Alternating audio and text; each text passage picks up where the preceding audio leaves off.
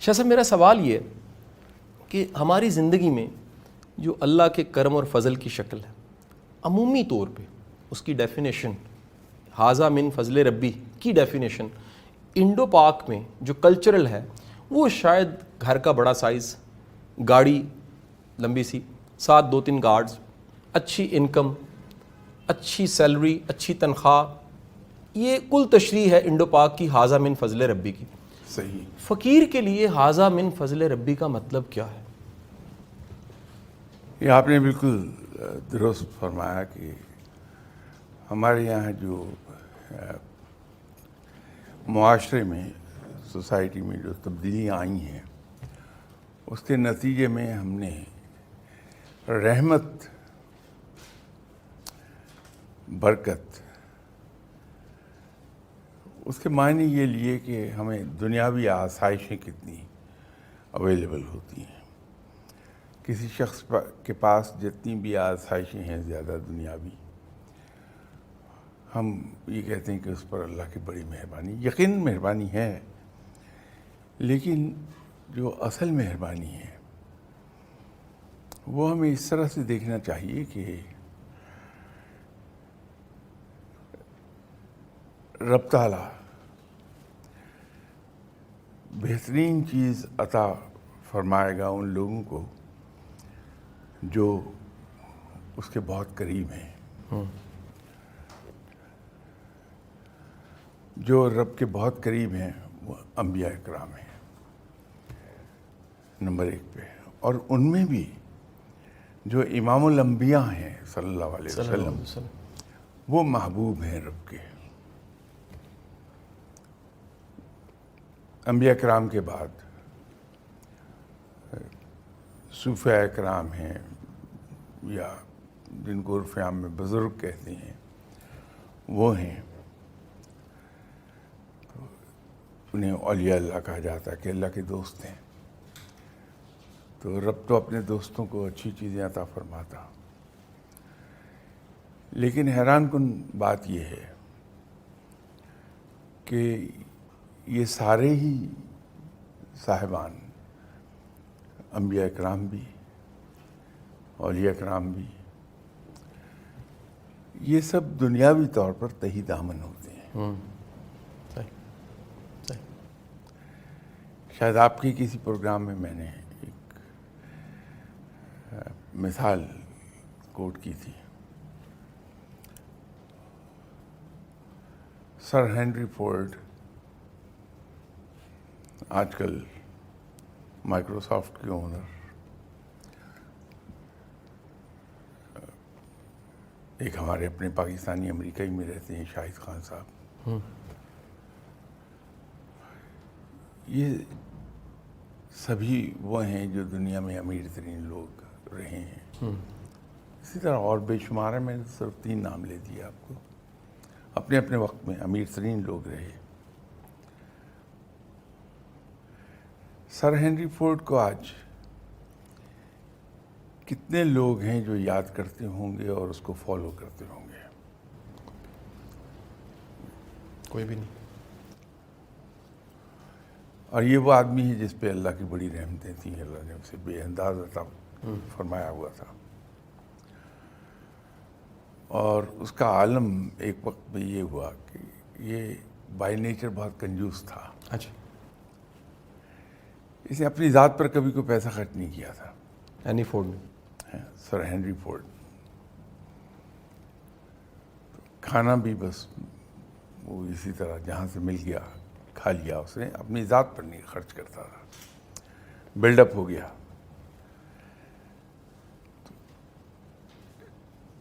جب بہت بوڑھا ہو گیا تو ایک دن اسے خیال آیا کہ میرے پاس بے انداز دولت ہے. لوگ جو عیش کرتے ہیں، میں بھی آج ان کی طرح کسی ریسٹوران میں، بڑے سپر ڈوپر ریسٹوران میں جا کے کھانا کھاؤں. تو جا کے اس نے کھانے کا آرڈر پلیس کیا تو بڑی بڑی مہنگی ڈشز آرڈر کی، وہ سب سرو ہو گئیں. کھانے کی کوشش کی تو اس کے اسٹمک نے اسے ایکسیپٹ نہیں کیا. اچھا. اس لیے کہ ساری عمر اس کو بچا کچا کھانے کی عادت تھی. ٹھیک. اس دن اسے احساس ہوا کہ جتنی میرے پاس نعمتیں ہیں میں ان کو استعمال نہیں کر سکتا. ایک طرف تو یہ ہمارے پاس ایگزامپل موجود ہے. دوسری طرف آپ کسی بھی ولی اللہ کے مزار پہ چلے جائیں, انہیں دنیا سے گئے ہوئے کئی 100 سال گزر گئے. ایسے آج بھی لوگ جاتے ہیں, بڑا ریسپیکٹفلی وہاں حاضری دیتے ہیں. وہاں آج بھی لنگر چل رہے ہیں ان کے, لوگ آتے ہیں, کھانا کھاتے ہیں, چلے جاتے ہیں, کوئی پوچھتا نہیں کہ ٹھیک ہے. آج کتنی بار آئے ہو, کب سے یہاں کھا رہے ہو, صحیح. کچھ نہیں. نو کوسچنز آسکڈ. اور لوگ ان کا نام بھی بڑے ادب سے لیتے ہیں, چاہے وہ بند کمرے میں بیٹھے ہوئے ہوں. صحیح. ٹھیک ہے سر. تو یہ سمجھنے کی بات ہے کہ ان دونوں رحمتوں میں سے کون سی رحمت اللہ کو عزیز ہے. پھر وہ ایک واقعہ کہ آپ صلی اللہ علیہ وسلم صحابہ کے ساتھ شہر سے باہر تشریف لے گئے ہوئے تھے, واپسی پر جنت البقیع کے ذریعے انٹر ہو رہے تھے شہر میں. ٹھیک سر. تو جنت البقیع کے انٹرنس پر ایک مری ہوئی بکری پڑی ہوئی تھی جس کے جسم میں کیڑے چل رہے تھے. تو آپ صلی اللہ علیہ وسلم نے رک کے صحابہ کرام سے فرمایا کہ تم میں سے کون اس کو خریدے گا, مری ہوئی بکری جس کے جسم میں کیڑے چل رہے ہیں. تو صحابہ نے کہا کہ حضور یہ تو مردہ بھی ہے اور پھر گلی سڑی ہے کہ کیڑے چل رہے ہیں, تو اسے کون لے. تو فرمایا کہ پھر یہ جان لو کہ رب تعالیٰ کی نظر میں دنیا کی حقیقت اس مری ہوئی گلی سڑی بکری کی ایک بال سے بھی حقیر ہے. اللہ. جبکہ ہم سب کچھ اسی کو سمجھتے ہیں. مجھے بھی دعویٰ ہے کہ میں آپ صلی اللہ علیہ وسلم کا امتی ہوں,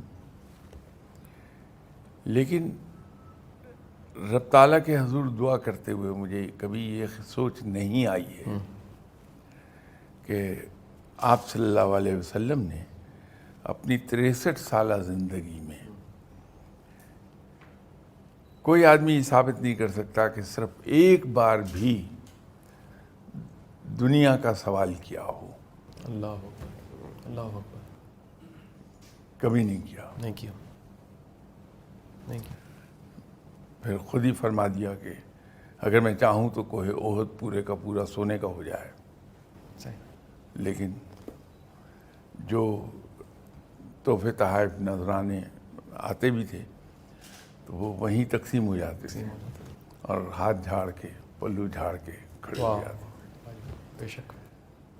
تو ان آپ صلی اللہ علیہ وسلم کی نظر میں دنیاوی چیزوں کی حیثیت یہ تھی. تو اصل رحمت رب تعالیٰ کی انسان پر یہ ایک بات یہ کہی جاتی ہے کہ رب تعالیٰ جس سے راضی ہوتا ہے, جس سے خوش ہوتا ہے, اسے دین کی سمجھ عطا فرما دیتا ہے, اس کو علم ملتا ہے. واہ واہ واہ. اور جس کو علم ملتا ہے اس کو وزڈم ملتی ہے, اور ایسنس آف وزڈم خود رب ہے. واہ جی بے شک. اصل رحمت وہ ہے. 7 مختلف جگہوں سے اکٹھی کی تھی فرشتوں نے, اور رب تعالیٰ نے پھر اسے فرشتوں کو حکم دیا تھا کہ اسے گوندا جائے. تو 7 مختلف جو ہمارے اسٹریٹاز ہیں, جیولوجیکل اسٹریٹاز, وہاں سے اکٹھی کی ہوئی مٹی کو پانی سے گوندا گیا تھا, اور وہ چشمہ آج بھی شام میں بہتا ہے. اس کے پانی سے اس مٹی کو گوندا گیا تھا, اور اس کے بعد اسے دھوپ میں 40 دن تک رکھ دیا گیا تھا ڈرائی ہونے کے لیے. اور اسی نسبت سے رب تعالیٰ نے اس مٹی کو کھنکھناتی ہوئی مٹی کہا ہے کہ وہ دھوپ میں رکھنے کے بعد ایسی وہ بریٹل ہو گئی تھی کہ وہ اس میں آواز آتی تھی، تو اس وجہ سے اسے کھنکھناتی ہوئی مٹی کہا ہے۔ تو یہ 7 مختلف جگہوں سے اکٹھی کی گئی مٹی ہے وہ۔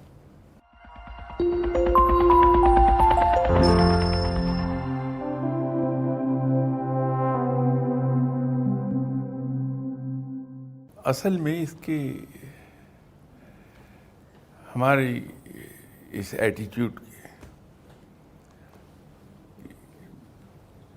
اس کی ایگزامپل یوں دی جا سکتی ہے کہ کبھی آپ دیکھیے ایک ویلڈر کو، وہ پائپ ویلڈ کر رہا ہے، ویلڈنگ اس پوائنٹ پر وہ کرتا ہے، لیکن اس نے کلیمپ کیا ہوتا ہے پائپ کو کافی فاصلے پر، پھر دوسرا، پھر تیسرا، تقریباً 20 فٹ کا وہ بن جائے گا، اس لیے کہ اسے اچھی طرح سے معلوم ہے کہ جب میں اس اسپاٹ پر ویلڈنگ کروں گا تو سٹریسز ڈیولپ ہوں گے یہاں پر، اور ان جگہوں کو وہ کلیمپ کر دیتا ہے تاکہ پائپ ٹیڑھا نہ ہونے پائے۔ اسی طرح جو ہمارے رویے ہیں زندگی کے، ان کے ڈانڈے کہیں اور مل رہے ہوتے ہیں، واہ بہت خوبصورت، ہم ڈھونڈتے کہیں ہیں۔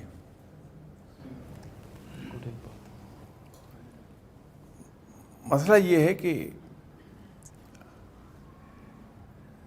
بندگی بہت دشوار چیز ہے، حاصل کرنی چاہیے بندگی، لیکن اس کے لیے ایک ریاضت چاہیے، ڈٹرمنیشن چاہیے، ایک اسٹرانگ ول پاور چاہیے۔ بندگی کا ایک حصہ یہ ہے کہ مجھے دل سے یہ یقین آ جائے، زبان سے بے شک نہ آئے، دل سے یہ یقین آ جائے کہ میرا کچھ نہیں ہے، سب میرے رب کا عطا کردہ ہے، اور جو کچھ میرے رب نے مجھے عطا فرمایا ہے، میرا اس پر حق صرف اتنا ہے کہ میری جائز ضروریات میری اور میری فیملی کی پوری ہو جائیں، اور اس سے فالتو جتنا بھی ہے وہ اللہ کے دوسرے بندوں کا حق ہے، کوئی آ کر مجھ سے لے جائے۔ جب یہ یقین پیدا ہو جاتا ہے دل میں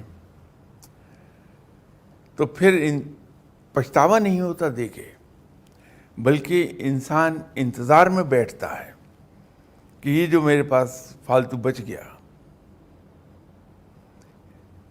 یہ جس کا حصہ ہے وہ کب لینے آئے گا مجھ سے اور لے کے چلا جائے۔ ایک تو یہ اس میں رویہ آتا ہے، دوسرا رویہ انسان میں یہ پیدا ہو جاتا ہے اگر یہ جذبہ ہو جو میں نے عرض کیا کہ انسان دوسرے کو دیتا ہوا شرماتا ہے، وہ آنکھیں نہیں ملاتا، جو لے رہا ہے اس کے ساتھ آنکھیں نہیں ملائے گا، آنکھیں جھکا کے جناب حضرت علی کرم اللہ وجہہ کی سنت پہ عمل کرتا ہے کہ دیتے ہوئے بہانے سے منہ دوسری طرف پھیر کر دے دیا کہ لینے والا شرمندہ نہ ہونے پائے کہ میں نے کچھ لیا ہے۔ بہت آسان اور سادہ سا نسخہ ہے۔ اگر ہم اپنے آپ کو ایک عادت ڈال لیں، اپنی ایک عادت بنا لیں کہ ہر چیز کو ہم یوں پرکھیں کہ جو کچھ ہم کرنا چاہتے ہیں اور جس طریقے سے ہم کرنا چاہ رہے ہیں اور جو کچھ اس سے ہم رزلٹ چاہ رہے ہیں، اگر تو وہ قرآن سے ثابت ہو سکے، حدیث و سنت سے ثابت ہو سکے، یا صحابہ کرام سے ثابت ہو سکے تو وہ درست ہے، ورنہ باطل ہے۔ ایک بڑی سمپل بات ہے۔ ہم کبھی بھی قرآن پاک میں اللہ کا ارشاد ہے کہ آج تک کسی پہ ایسا بوجھ نہیں ڈالا جو برداشت نہ کر سکے۔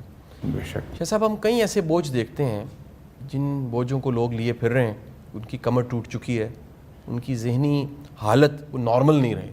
اس میں APS کا واقعہ بھی ہے, اس میں چند دن پہلے کا موٹر وے کا سانحہ بھی ہے. یہ دنیا کا کوئی شخص برداشت نہیں کر سکتا, اولاد کا غم بھی برداشت نہیں کر سکتا. کئی طرح کے ایسے غم ہیں, کیپیسٹیز لوگوں کی زیادہ نہیں ہوتی. یہاں پر نیچر کا کون سا قانون اور اصول کار فرما ہوتا ہے, جہاں پر ایک انسان جو شاید تصور میں بھی نہیں سوچ سکتا اس طرح کا سانحہ اس کو پیش آئے, اور پیش آنے کے بعد پھر اس کے ساتھ جینا پڑے. اس کا جینا بڑا مشکل ہو جاتا ہے. اس میں قدرت کی منشا کیا ہے, اس کی مصلحت کیا ہے, اور اس کے پیچھے سوچ قدرت کی طرف سے کیا کار فرما ہے کہ وہ جو زندہ لاش کی طرح زندگی گزار رہا ہے, اپنے بیٹے کو دفنا چکا ہے, اپنی بیٹی کو دفنا چکا ہے, اور اس غم کے ساتھ جی رہا ہے, اور وہ چاہتا ہے وہ مر جائے, وہ مرتا بھی نہیں. بارہا آپ کو اپنے دوستوں کے ساتھ یہ ایکسپیرینس ایک ہوا ہوگا کہ آپ کے کچھ دوست بڑی گہری نیند سوتے ہیں, تو آپ ان کے بیڈ روم کے دروازے پر ناک کیجئے, نہیں اٹھتے. وہ دروازہ کھول کے اندر جا کے آوازیں دیں, نہیں اٹھتے.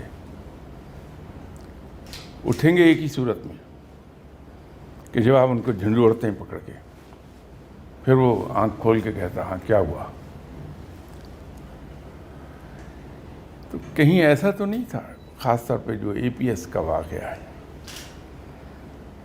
ہم بحیثیت قوم کے سوئے ہوئے تھے, اور جو ٹیررسٹ حضرات ہیں ان کے خلاف کوئی سیریس اقدامات نہیں کر رہے تھے.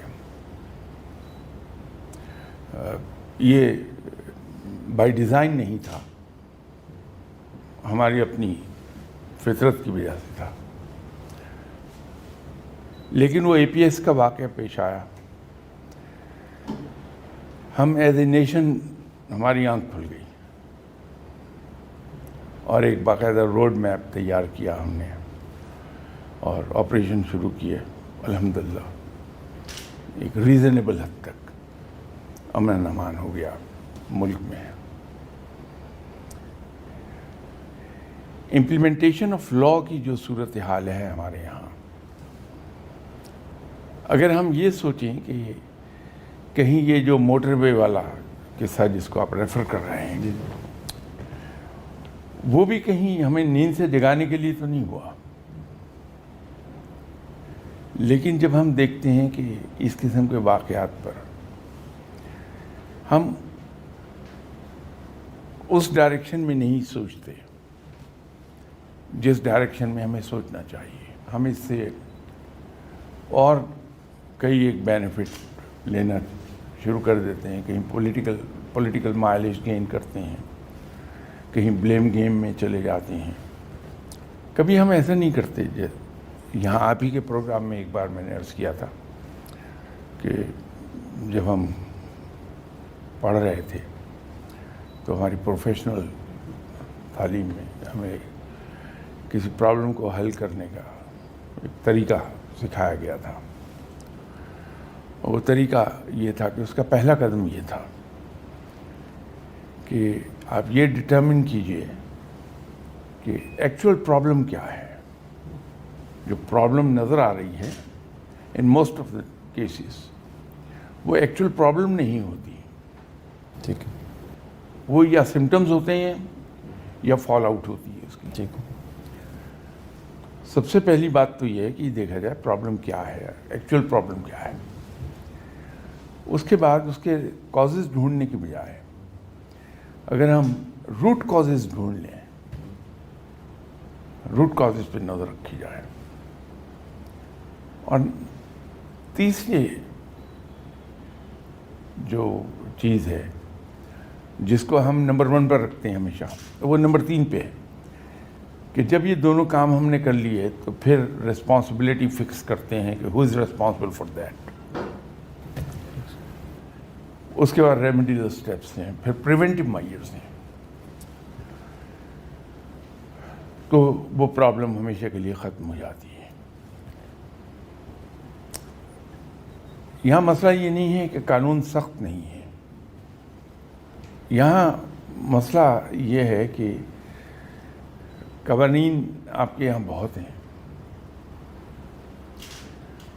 اس کو ہم امپلیمنٹ نہیں کرتے. دیکھیے میں سب کے سامنے بیٹھا ہوا کیا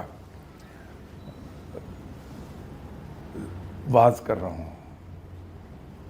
ابھی ایک ٹیلی فون کال آ جائے کہ میرا کوئی بھتیجا بھانجا وہ فراڈ کے کیس میں پولیس پکڑ کے لے گئی ہے, میرا پہلا ریئیکشن کیا ہوگا کہ کوئی پولیس آفیسر میرا جاننے والا ہے تو میں اس کو فوراً رنگ کروں, وہ میرا بھانجا اس کو چھوڑ دو. ٹھیک سر, بات یہی کر رہا ہوں کہ امپلیمنٹیشن آف لا ہونی چاہیے.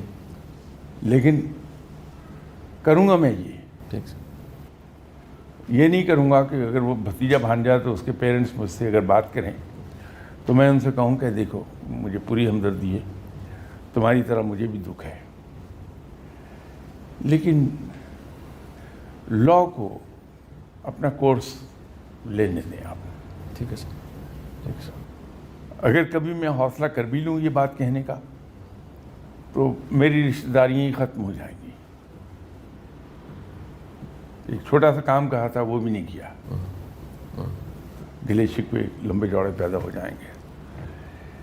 تو اصل نقطہ وہاں پر ہے, لا موجود ہیں, وہ ہمارے یہاں جو پڑھ رہے تھے ہم, وہ تو یوں لگتا ہے 2-4 صدیاں پرانا قصہ ہے جب پڑھتے تھے ہم. تو اس وقت بھی جب ہم MBA کر رہے تھے تو ہمارے یہاں ڈیفینیشن یہ تھی کہ ایک اچھا مینیجر کون ہوتا ہے. تو اس کی ڈیفینیشن پروفیسر پیٹر ڈروکر کے مطابق یہ تھی کہ اچھا مینیجر وہ نہیں ہے جو پرابلم سالو کرتا ہے, اچھا مینیجر وہ ہے جو پرابلمس کو پریونٹ کرتا ہے, پرابلم پیدا ہی نہیں ہونے دیتا. اسی طرح انیفیشینٹ آدمی کی ایک پہچان تھی سر, یا انیفیشینٹ آرگنائزیشن کی, سر, کہ جہاں ایفیشنسی نہیں ہوتی وہاں ایک ٹینڈنسی ڈیولپ ہو جاتی ہے, کام وقت پر نہیں ہو رہا, کام صحیح نہیں ہو رہا, کام پورا نہیں ہو رہا, اسٹاف اور لے آؤ, اسٹاف اور لے آؤ, اسٹاف اور لے آؤ. اسٹاف بھرتی ہوتا جاتا ہے, ایفیشنسی اور ڈراپ ہوتی چلی جاتی ہے.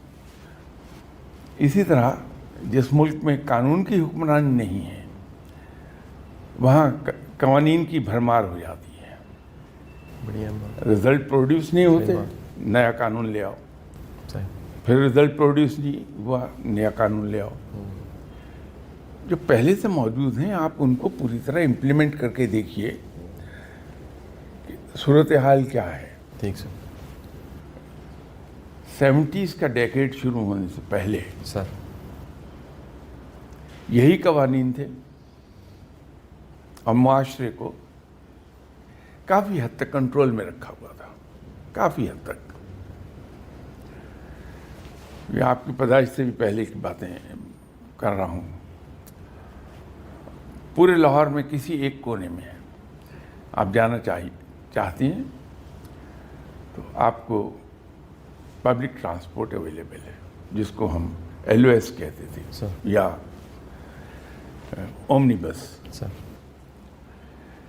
زیادہ سے زیادہ یہ ہوگا کہ ایک بس تبدیل کرنی ہے آپ کو کسی ایک پوائنٹ پر اپنی ڈیسٹینیشن پہ, ٹھیک سر, بڑے کم پیسوں میں جا پہنچیں گے. یہ فیسلٹی ہم شہریوں کو یہاں اس شہر میں اویلیبل تھی. ہر محلے میں ایک کارپوریشن رن پرائمری اسکول تھا جس میں ایک پھوٹی کوڑی پورا سال کسی کو دینے کی ضرورت نہیں, نہ چندے کے نام پر نہ فیس کے نام پر. ان اسکولوں میں چندہ مانگنا گناہ کبیرہ تھا, سر, کوئی نہیں لیتا تھا. ٹھیک سر. ہر محلے میں ایک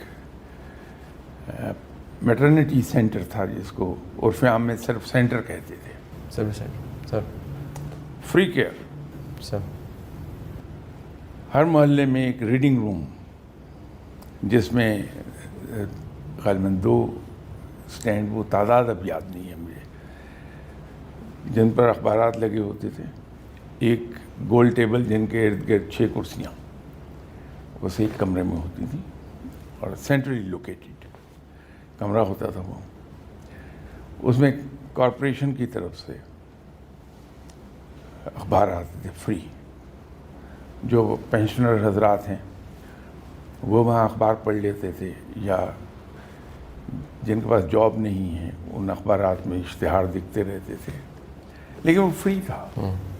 ہر محلے کی اپنی ایک لائبریری تھی, اور پھر پورے شہر کی ایک central library like Punjab public library. تو یہ ممکن ہوا تھا ان میگر ریسورسز کے ساتھ جو اس وقت ہمارے تھے. لیکن بات صرف اتنی سی تھی کہ امپلیمنٹیشن آف لا, میں شاید اس وقت کلاس 6 میں یا 7 میں پڑھتا ہوں گا. والد کے ایک رشتہ دار ہائی کورٹ میں جج تھے. مجھے یہ قصہ یوں معلوم ہے کہ میں ان گیسٹ کو چائے وغیرہ سرو کر رہا تھا, تو انہوں نے والد صاحب سے کہا کہ آپ کے بڑے قریبی عزیز ہیں وہ, آپ ان کو یہ کہہ دیجئے کہ ذرا تھوڑا رعایت کر لیں. تو والد صاحب کا جواب میں نے سنا کہ ٹھیک ہے رشتہ دار ہیں, لیکن آپ یہ ایکسپیکٹ کیسے کر سکتے ہیں کہ میں کسی جج کو یہ کہوں کہ وہ کیس میں رعایت کر دے.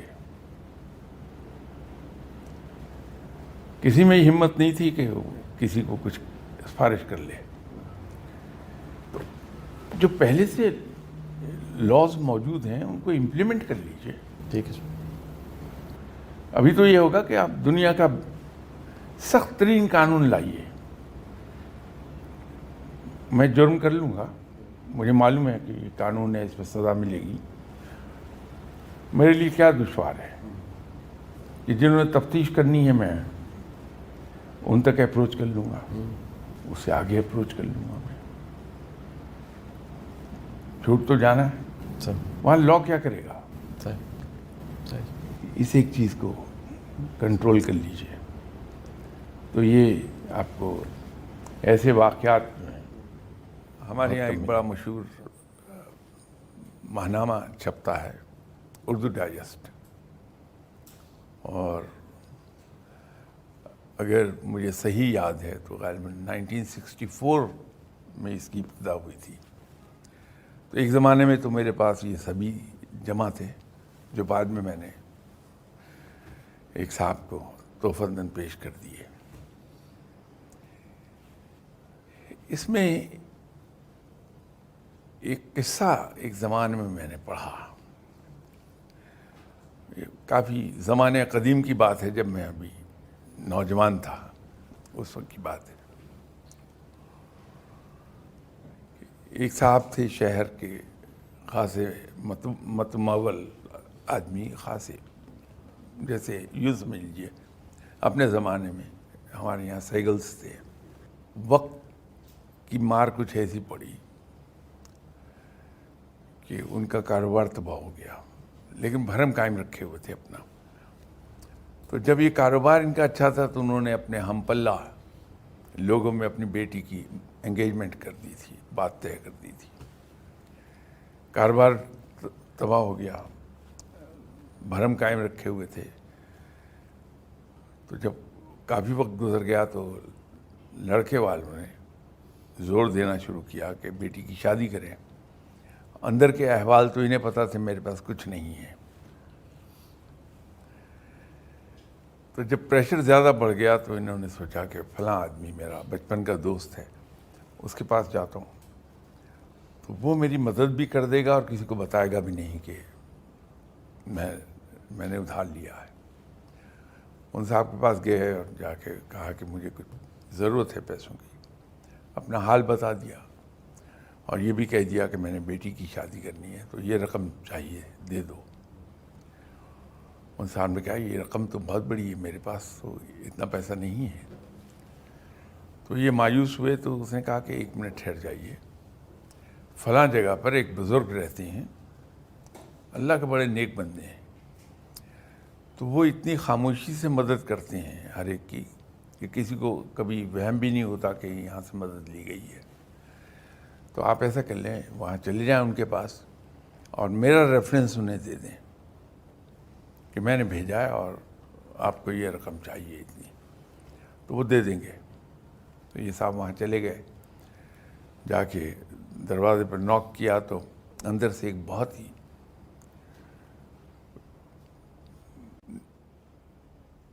بارونق چہرے والے، جن کے چہرے پہ نور برس رہا تھا، وہ بزرگ تشریف لائے۔ تو انہوں نے کہا کہ کیسے آئے آپ؟ تو انہوں نے بتایا جی کہ فلاں صاحب ہیں آپ کے جاننے والے، وہ میرے بچپن کے دوست ہیں۔ کہ جی صحیح ہے۔ تو انہوں نے مجھے آپ کے پاس بھیجا ہے، مجھے کچھ رقم کی ضرورت ہے۔ تو پوچھ لیا کہ کتنے پیسے ہیں؟ تو انہوں نے وہ اماؤنٹ بتائی جو خاصی ہیوی تھی۔ تو وہ اماؤنٹ سن کے برہم ہو گئے وہ بزرگ، اور ان کو بے نقط سنا دی۔ تو یہ بیچارے بڑے افسردہ دل سے وہاں سے آئے۔ تو خیال آیا کہ دوست نے بڑے مان کے ساتھ مجھے وہاں بھیجا تھا کہ یہ مدد کر دیں گے تو میں انہیں بتاؤں تو کہ وہ بزرگ کیسے ہیں۔ تو اپنے دوست کے پاس گئے اور جا کے انہوں نے کہا کہ آپ نے جہاں بھیجا تھا انہوں نے تو مجھے بے عزت کر کے گھر سے نکال دیا۔ کہا کہ ایسے آدمی نہیں ہیں، آپ یہ ذرا بتائیے کہ انہوں نے کہا کیا آپ کو؟ تو انہوں نے کہا کہ یہ الفاظ مجھے کہے گئے ہیں۔ تو کہنے لگے ایک منٹ رکیے، آپ کے جاتے ہی ایک صاحب آ گئے تھے، وہ مجھے اتفاق سے اتنی ہی رقم دے گئے ہیں جتنی آپ کو چاہیے۔ تو اندر گئے، لا کے وہ رقم ان صاحب کی خدمت میں پیش کر دی کہ یہ لے لیجیے۔ انہوں نے اپنی بیٹی کی شادی کر دی۔ کچھ عرصے کے بعد ان کے حالات ٹھیک ہو گئے تو سب سے پہلا کام انہوں نے کیا کہ پیسے لیے، جتنی رقم لی تھی ان سے، اور اپنے دوست کے پاس گئے۔ تو نوک کیا، دوست باہر آیا تو وہ زار و قطار رو رہا تھا آنسوؤں سے۔ تو یہ رقم دینا تو بھول گئے۔ میں نے کہا کچھ نہیں، آپ کو یاد ہوگا ایک بزرگ کے پاس میں نے بھیجا تھا، آج ان کا انتقال ہو گیا، تو میں اس لیے رو رہا ہوں۔ تو انہوں نے اپنے تجربے کے پیش نظر فوراً کہا کہ شکر کرو ایک ایسا آدمی دنیا سے اٹھ گیا جو ضرورت مندوں کو بے عزت کرتا تھا۔ تو ان کے دوست نے کہا کہ ایسا نہ کہیں آپ، اصل میں ان کی رقوم میرے پاس پڑی رہتی تھیں اور ہمارے درمیان کوڈز مقرر تھے۔ تو جب آپ نے مجھے بتایا کہ انہوں نے گھر سے نکال دیا ہے مجھے، تو میں نے آپ سے ہی پوچھا تھا کہ الفاظ کیا کہے تھے انہوں نے، تو آپ نے ریپیٹ کیے کہ یہ الفاظ تھے۔ تو اس کا مطلب یہ تھا میرے لیے کہ ان صاحب کو جتنی ضرورت ہے وہ رقم انہیں دے دو، اگر یہ لوٹا سکے تو ٹھیک ہے، ورنہ میں نے معاف کر دیا انہیں۔ تو یوں جو اندر سے رقم میں لے کر آیا تھا وہ انہی کی تھی۔ تو وہ یہ اس لیے کرتے تھے کہ جس کی میں نے مدد کی ہے، راہ گلی اگر مل جائے تو وہ شرمندہ نہ ہو کہ میں نے اس کی مدد کی ہے۔ تو یہ سلسلہ تھا، ان کے عظمت کے مینار آیا کرتے تھے، اس میں یہ قصہ تھا۔ میرا خیال ہے 1966 میں پڑھا تھا میں نے۔ تو جناب وہ جب انسان یہ سمجھنے لگتا ہے کہ میرے پاس جو کچھ ہے وہ میرا نہیں ہے، میرے رب کا عطا کردہ ہے، جینوئنلی زبان سے تو میں بھی کہتا ہوں، لیکن مجال ہے آپ اگر 1 روپیہ مانگ لیں تو میں کبھی دے جاؤں آپ کو۔ دل میں یہ یقین ہو، زبان سے بے شک نہ کہے آدمی، تو پھر وہ رویہ آ جائے گا۔ اور یہاں میں نے ایک دن سخی کی وہ ڈیفینیشن عرض کی تھی جو فقیروں کے یہاں ہے۔ ویسے تو ہم لمبی چوڑی ڈیفینیشن دیتے ہیں، لمبا کہ ایسا ایسا ایسا، وہ ایک سینٹنس میں فقیر لوگ ایک سینٹنس میں ڈیفینیشن دیتے ہیں کہ سخی وہ ہے کہ لیتے وقت اسے تھوڑی چیز بھی زیادہ لگے اور دیتے وقت زیادہ چیز بھی تھوڑی لگے، وہ سخی ہے۔ تو پھر آدمی میں یہ صفت پیدا ہوتی ہے کہ دیتا جاتا ہے اور یہ سمجھتا ہے کہ بچے اسکول سے آتے ہیں سر، ان کے چہرے پہ سر سٹار بنا ہوتا ہے، شاباشی ملی ہوتی ہے۔ اچھا سر، یہ شاباشی لینا ایک ایسی خطرناک عادت ہے کیونکہ پریکٹیکل لائف میں سر ایسا نہیں ہے سر۔ ہمیں میڈلز کپس چیزیں ملتی ہیں انکریج کرنے کے لیے. لائف سر بعض جگہ بڑی بے رحم ہے سر. یعنی بندے نے بڑا خیر کا کام کیا ہوتا ہے اور رسپانس سوسائٹی کا، بعض اوقات سینئرز کا، اداروں میں سبارڈینیٹس کے ساتھ اچھا نہیں ہوتا سر. تو اس وقت میں سر کیا اپنے ہی ہاتھ یہاں رکھ کے شاباشی دے لینی چاہیے سر؟ دیکھیے، دو چیزوں کا جو بیلنس ہے وہ ورک آؤٹ ہونا بڑا ضروری ہے انسان کی زندگی میں. اگر ہم نے بچے کو صرف پمپر ہی کیا ہے، اس کو شاباشی ملی ہے ہر وقت، تو وہ اس کو انکار سننے کی عادت نہیں رہے گی. اور یہی چیز جو انکار سننے کی عادت نہیں ہے، یہ اس کو لیڈ کر جائے گی پریکٹیکل لائف میں کہ وہ ناکامی کو فیس نہیں کر پائے گا. اور کامیابی کا راستہ یاد رکھیے ناکامی سے نکلتا ہے. یہ ناکامی ہے جو آپ کو کامیابی کی طرف لے کے جائے گی. تو جب تک ہم ایک اعتدال نہیں رکھتے کہ بچے کو ہم انکار سننے کی بھی عادت ڈالتے ہیں اور ناکامی پر اس کو حوصلہ دیتے ہیں کہ یہی تو آپ کی گارنٹی آج آپ کو ملی ہے کہ آپ کامیاب ہوں گے کیونکہ آج ناکام ہوئے ہیں آپ. بات صرف اتنی ہے کہ آپ نے اس ناکامی کو کامیابی میں بدلنا ہے. اگر ان لائنز پر ہم نے رکھا، دونوں کے درمیان ایک بیلنس ورک آؤٹ کر لیا کہ پیمپر بھی کرتے ہیں اس کو، ٹھیک ہے سر، اور اس کے ساتھ ساتھ اسے انکار سننے کی عادت ڈالتے ہیں، تو سمجھ لیجیے کہ بڑا کامیاب ہوگا. صحیح. کیونکہ یہ جو پیمپر ہونے کی عادت ہے یہ تنگ کرتی ہے، پریکٹیکل لائف میں جا کے بہت تنگ کرے گی. صحیح. ہم پھر اپنی ذات پر تنقید برداشت نہیں کر سکتے، اور جو آدمی اپنی ذات پر تنقید برداشت نہیں کر سکتا زندگی میں بعض کبھی آگے نہیں بڑھتا. چیزوں کی بڑی پرائز ہم پے کرتے ہیں، بعض رشتوں کی بڑی پرائز پے کرتے ہیں، بعض فیصلوں کی بڑی پرائز پے کرتے ہیں، لیکن سیکھتے نہیں ہیں.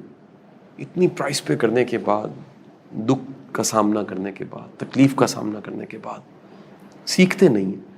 یہ اپنی غلطیوں سے سیکھنا اور خود کو بہتر بنانا، یہ عادت کتنی ضروری ہے؟ بہت ضروری ہے. اس کے بغیر ہم نہ سیکھ پائیں گے نہ آگے بڑھ پائیں گے.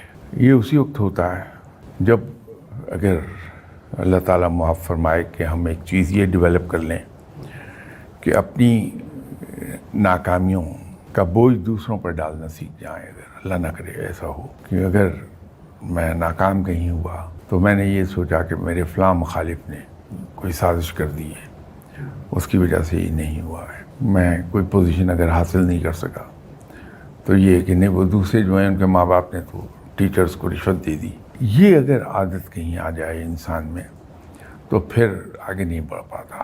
ضروری یہ ہے کہ جب ہم اس راہ پہ چلتے دیکھیں اپنے پیاروں کو تو انہیں فوری طور پہ یہ کہہ دیں کہ اگر ایسا ہوا ہے، اگر آپ کے کسی مخالف نے آپ کو بیوقوف بنا لیا ہے تو آپ اس کا کریڈٹ اپنے مخالف کو دیں، اس کی تعریف، وہ ڈیزرو کرتا ہے اس کی تعریف کی جائے کہ ویل ڈن، بہت اچھا مجھے بیوقوف بنایا. تو جب آپ ایک بار یہ کرتے ہیں تو پھر دوبارہ آپ اس سوراخ سے ڈسے نہیں جاتے. کیونکہ دنیا کا سب سے مشکل ترین کام میرے نزدیک، میری سمجھ کے مطابق، یہ ہے کہ اپنے مخالف کو داد دینا. ایک رنگ میں اگر دو باکسرز ان کا مقابلہ ہوا ہے تو جس نے مار مار کے بھرگس نکالا اور ناک ڈاؤن کر دیا، تو وہ ناک آؤٹ جو جس نے کیا ہے، اٹھ کر آدمی اس سے ہاتھ ملائے اس بہتے ہوئے خون کے ساتھ، اسے کہے کہ well done, you have beaten hell out of me, very good. یہ کہنے کے لیے بہت حوصلہ چاہیے. تو جب ایک بار آدمی یہ حوصلہ کر کے تعریف کر دیتا ہے دشمن کی کہ تم نے ٹھیک سبق سکھایا مجھے، تو نیکسٹ ٹائم وہ موقع نہیں دیتا کسی کو کہ وہ اس کے ساتھ ایسا کوئی کام کرے.